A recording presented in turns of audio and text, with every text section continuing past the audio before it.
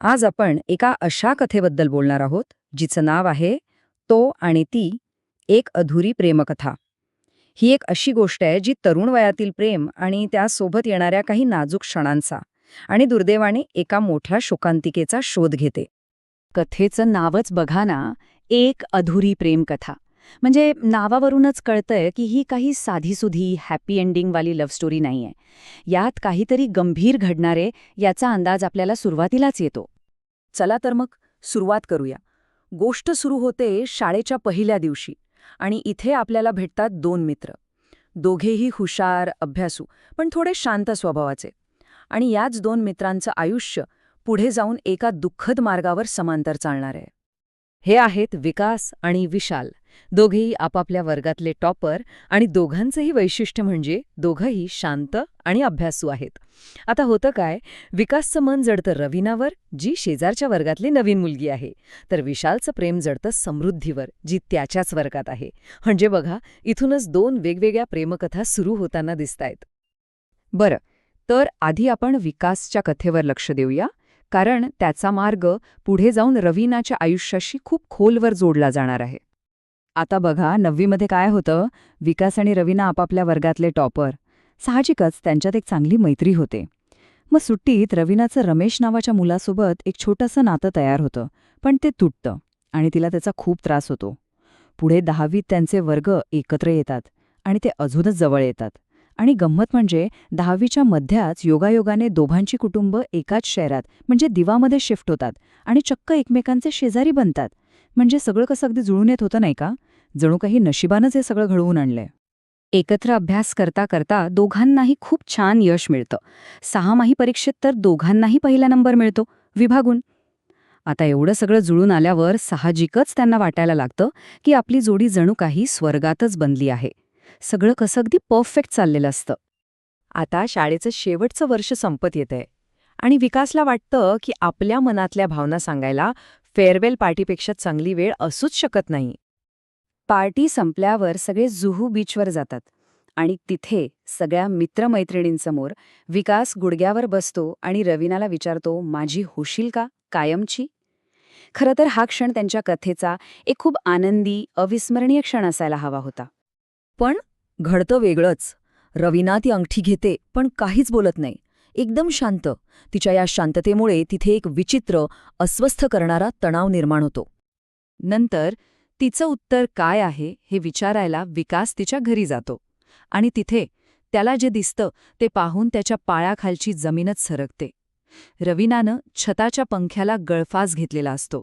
तो आशेचा क्षण एका क्षणात एका भयंकर शोकांतिकेत बदलतो.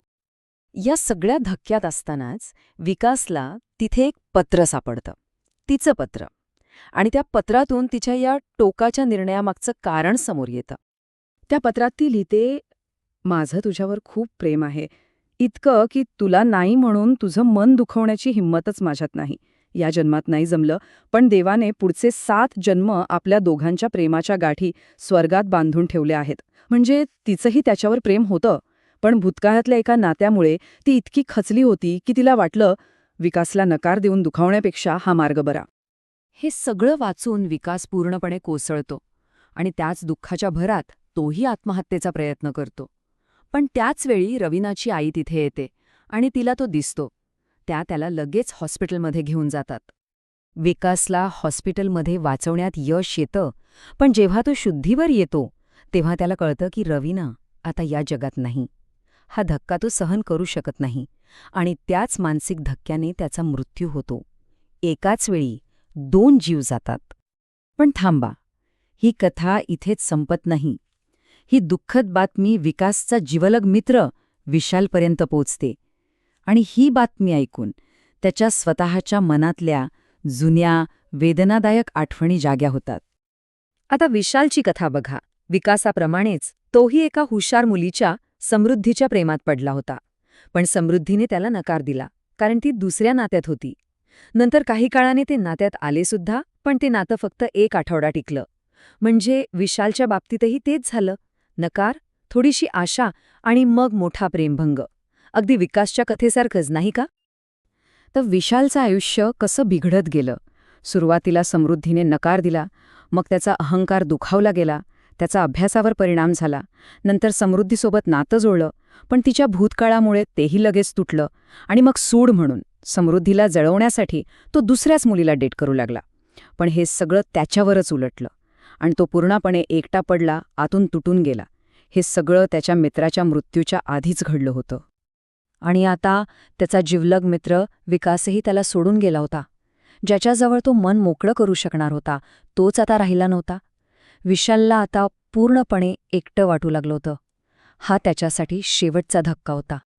आणि मग तीच शोकांतिका पुन्हा घडते.